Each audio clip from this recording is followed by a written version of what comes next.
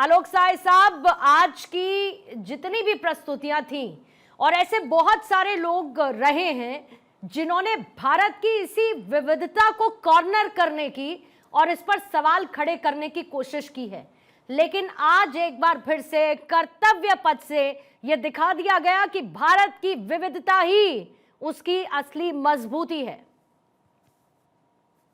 जी हाँ पूर्णिमा जी, विविधता ही इसकी खूबी है और विविधता के साथ साथ हम सबको एकत्रित करके और किस मजबूती के साथ आगे बढ़े हैं, ये आज हमने प्रदर्शित किया। मैं एक म्यूनिशन एक्सपर्ट होने के नाते मैं आपको बता दूं कि इस बार का 26 जनवरी का जो ये परेड था, वो कुछ मामलों में बहुत ही बेजोड़ था और फर्स्ट था। हमने पहली बार अपना DEW प्रदर्शित किया है, डायरेक्टेड एनर्जी वेपन्स।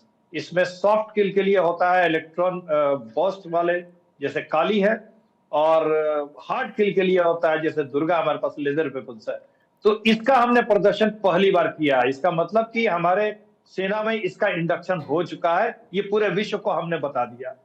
दूसरी बात, मैंने पहले भी बोला था कि हाइपरसोनिक मिसाइल पहली बार हमने बताया, विश्व के गिने चुने देशों के पास ही सिर्फ हाइपरसोनिक मिसाइल है। हमने उसका इंडक्शन कर लिया है, इसलिए हमने आज इसको प्रदर्शित किया है। हमारे पास और भी इससे उन्नत किस्म के हाइपरसोनिक मिसाइल का हमने टेस्ट फायरिंग किया है, जिसको अभी हमने नहीं दर्शाया है क्योंकि अभी इसका इंडक्शन बाकी है। हमने देखिए ATAGS जो है, एडवांस जो टोइंग आर्म गन्स है, आर्टिलरी गन है, उसको प्रदर्शित किया है। इसकी जो मारक क्षमता है वो विश्व के सर्वोत्तम आर्टिलरी गनों में से एक है और वो स्वदेशी है पूर्ण रूप से। तो उसको हमने प्रदर्शित किया है इस बार में। और बहुत सारी ऐसी चीजें फर्स्ट हैं इस बार की, जैसे जो अर्जुन बाज था, उस बाज जो है वो कितना काम आ रहा है हमारे राजस्थान के सेक्टर में और पंजाब के सेक्टर में। ये जो उनके ड्रोन्स आ रहे हैं पाकिस्तान की तरफ से, उसको झपट्टा मार के गिराने के काम में आ रहा है और बहुत ही अच्छा, बहुत ही अच्छी तरह से ये ट्रेंड हो चुके हैं।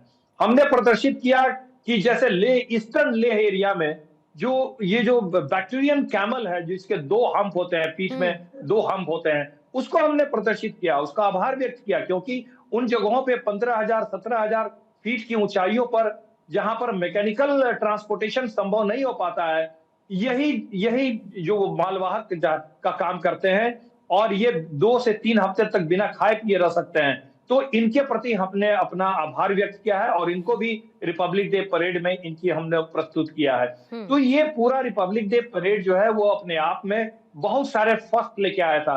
जैसे एक और बात बता दूं कि रिपब्लिक डे परेड को जो अगुवाई किया है, आप जानती है, लेफ्टिनेंट जनरल भवनीश कुमार ने किया है। और जो फर्स्ट कंटीजेंट होता है ट्रेडिशनली 61 कैवेलरी, उसको जो लीड कर रहे थे कैप्टन अमनीश कुमार, आहान कुमार, वो उनके पुत्र हैं। ये 3 जनरेशन आर्मी ऑफिसर्स हैं। ये आहान इज द 3rd जनरेशन। तो पिता पुत्र ने लीड किया, एक ने पूरे परेड को लीड किया और दूसरे ने फर्स्ट कंटीजेंट को लीड किया, जो कि बहुत ही प्रेस्टिजियस 61 कैवेलरी कंटीजेंट होता है। तो बहुत सारी चीजें थी इसमें, इस परेड में फर्स्ट। दूसरी बात की, चीफ गेस्ट में जो हमने बुलाया है यूरोप के प्रतिनिधियों को, स्पेशली जो आप देखिए जो उर्सुला लेन, वो काफी इंटरेस्ट ले रही थी, बार बार कैमरामैन उसके तरफ दिखा रहा था, हर चीजों को जांचने परखने की कोशिश कर रही थी। तो यूरोप के साथ जो हमारी प्रगाढ़ता बढ़ेगी, फ्री ट्रेड का एग्रीमेंट या जो डिफरेंट डिफेंस एग्रीमेंट्स भी होने के हमारी संभावना है। जैसे आपने सुना होगा कि जर्मनी से हमने इसी के साथ एक सवाल मेरे मन में त्रिपाठी साहब आया है, क्योंकि जो उर्सुला वॉन इतना इंटरेस्ट लेके, प्रधानमंत्री भी उनको, एक तरफ हमारा FTA चल रहा है, हमारी बातचीत चल रही है, हम तोड़ निकाल रहे हैं US टैरिफ्स का, अपने अलग विकल्पों को तलाश करते हुए, जिसमें EU इज वेरी इंपॉर्टेंट। लेकिन इस तरीके के फंक्शंस में अगर उनकी मौजूदगी है, ये भी एड ऑन करती है क्या? ये किस तरीके की डिप्लोमेसी होती है या किस तरीके का कनेक्ट होता है? किसी भी विजिट के 2 पार्ट होते हैं, एक जो होता है सब्सटेंशियल और एक होता है सेरेमोनियल। तो ये सेरेमोनियल पार्ट है, ये इसलिए होता है कि दोनों देशों के नेताओं के बीच में बॉन्डिंग थोड़ा और अच्छी हो जाए, इनफॉर्मल हो जाए, ईज अप हो जाए, ताकि जब वो डिस्कशन के लिए अक्रॉस द टेबल बैठे तो एक दूसरे के बारे में समझ अच्छी हो, एक दूसरे के देश के बारे में, और वार्तालाप जो है या डिफिकल्ट चीजों पे बातचीत जो है वो आराम से हो। भविष्य के डिफेंस सहयोग की झलक भी तो एक दिखाने का तात्पर्य संभव है? ये दिखाने का था कि देखिए हमने कितनी प्रगति कर ली है, और आपके यूरोप की पूरी जितनी पॉपुलेशन है उससे ज़्यादा हमारी है। हमारे यहाँ दुनिया के सारे धर्म जो हैं ऑलमोस्ट ओरिजिन से हमारे यहाँ हैं। हमारे यहाँ कहते हैं कि कई कल्चर बदल जाते हैं, कई संसार की सारी जलवायु हमारे यहाँ, फिर भी हम एक हैं। हम इतने बड़े देश को लेकर चलना और प्रगति करना ये किसी मिरेकल से कम नहीं होता है।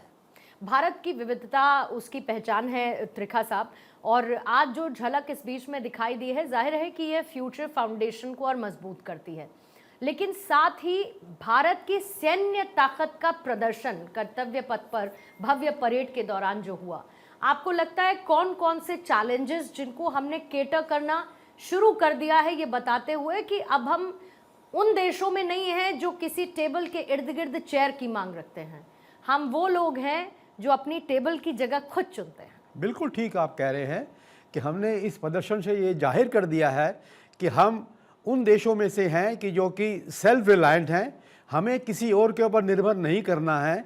हम अपने आप ही प्रोडक्शन करके अपने इंडियन आर्म फोर्सेस को सबसे ऊपर लाना चाहते हैं, और हमारी तरफ अगर कोई नज़र उठा के दिखेगा तो हम उसको कुचलना भी जानते हैं। ये हमने प्रदर्शन आज के भव्य परेड से किया है, और मुझे इसमें कोई शक नहीं है कि अगर कोई भविष्य में कोई ऐसा काम आता है इंडियन आर्म फोर्सेस के ऊपर, तो वो बिना हिचकिचाए, बिना कुछ समय लिए हुए उसको अच्छी तरीके से पूरा करेंगे, जैसे हमने दिखा दिया है सिंदूर के अंदर। आई थिंक दैट, और अभी सिंदूर खत्म नहीं हुआ है, अभी सिंदूर खाली हॉल्ट किया गया है, लेकिन अभी आगे आने वाले टाइम में क्या होना है वो सब समय बताएगा, और उसके मुताबिक हमारे इंडियन आर्म फोर्सेस का प्रदर्शन होगा। कैप्टन साहब, भारत की ग्लोबल इमेज ऐसे आयोजनों के साथ किस तरीके की फॉर्म होती है? निश्चित तौर पे ग्लोबल इमेज भारत की बहुत ज़्यादा एडवांस हुई है। खास करके प्रधानमंत्री जब से नरेंद्र मोदी जी आए, उन्होंने इसके ऊपर विशेष ध्यान दिया। जैसे आपने देखा होगा कि G20 की जो समिट हमारे यहाँ कराई गई, तो उससे पहले हमारे यहाँ ऐसे आयोजन कभी हुए नहीं है। जो G20 की जो समिट हुआ, तो इससे क्या है कि ग्लोबल इमेज भारत की एक उभर के आई है, जो अंतर्राष्ट्रीय देशों में इस चीज को बहुत माना जाता है कि भारत, तभी आज आप देखिए ना कि यूरोपियन देश जो हैं वो सारे ही सोच रहे हैं कि भारत आज जो है ना उभरता हुआ है, और भारत आज इतनी बड़ी शक्ति बन चुका है कि विश्व का नेतृत्व कर सकता है। तो इस चीज को जो है ना अब पूरा देश मान रहा है। अमेरिका कहीं ना कहीं इसी बात से घबरा रहा है। भारत से उसने शुरुआत में अपनी थोड़ा बात दबाने की कोशिश करी, मगर जब उसे लगा कि भारत अब दबने वाला नहीं है, तो अब वो भारत को किसी तरह से अपने साथ भी लेना चाह रहा है। मगर भारत 2 कदम आगे बढ़ चुका है, क्योंकि भारत को चाहे यूरोपियन देश हो चाहे अफ्रीकन देश हो, वो सभी देख रहे हैं कि भारत एक ऐसा देश है जो सबके साथ समन्वित तरीके से नेतृत्व कर सकता है। किसी को ना तो वो आंखें दिखाता है, सबको साथ लेके चलने वाला है, और यही भारत की शुरू से नीति रही है। आज भारत उसी नीति पे चल रहा है। तो ये बात कहना पड़ेगा कि ग्लोबल हिसाब से आज भारत जितना आगे बढ़ा है उसकी ये भी दामोदर सिंह जी एक अच्छी बात है कि भारत पारंपरिक भी है तो आधुनिक भी है, समावेशी है, अपने साथ इंक्लूसिव ग्रोथ लेकर चलता है। हम अपने ट्रेडिशंस को नहीं छोड़ते, तो हम मॉडर्न होने से हम इस बात को अपनाते हैं, चेंज इज ओनली कांस्टेंट, और वो हमारी झांकियों में भी प्रदर्शित होता है, हमारे इस तरीके के ट्रेडिशनल समारोह में भी शामिल किया जाता है, और हथियारों के तौर पर भी बदलते समय के साथ बदलती जरूरतों के हिसाब से भारत खुद को मजबूत कैसे करे, इस अमृत काल में भारत ने अभूतपूर्व प्रगति की है। बिल्कुल, भारत इस समय एक ऐसी स्थिति में है कि जहां उसे साउथ एशिया का भी नेतृत्व करना है, और साथ साथ में पूरे विश्व को दिखाना है कि हम इस समय आपका नेतृत्व कर सकते हैं। भारत किसी भी देश के सामने अपने हितों की रक्षा कर सकता है, चाहे वो ट्रंप का टैरिफ वार हो, उसको देखते हुए भारत ने यूरोपियन यूनियन के जो प्रेसिडेंट है उनको बुलाया, उनके साथ अपने हित। और आपको थोड़ा रोकना पड़ेगा मुझे दामोदर जी, आइए सीधे आपको इस वक्त तस्वीरें लखनऊ की दिखाएंगे, और योगी आदित्यनाथ